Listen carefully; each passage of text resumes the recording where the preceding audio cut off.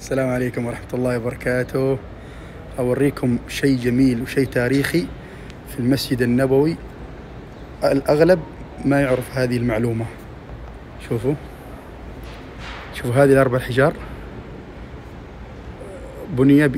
بنى بيده هذه الأحجار الأربعة جلالة الملك سعود، وذاك في شهر ربيع الأول من عام 1373 هجريا، تأسيا بالنبي صلى الله عليه وسلم تقبل الله منه. شفتوا هذه الأربع الحجار؟ هذه واحدة، اثنتين، ثلاثة، أربعة، بناها الملك سعود في عام 1373 من الهجرة. يعني نحن الآن في عام 1446، يعني قبل 73 عام بناها الملك سعود هذه الأحجار تأسيا بالنبي صلى الله عليه وسلم. الله يتقبل منه. هذا المسجد النبوي. طبعا هذه الحصوة الثانية، يسموها الحصوة الثانية. كانت هنا حصى، شايفين إن شاء الله. هذا المسجد النبوي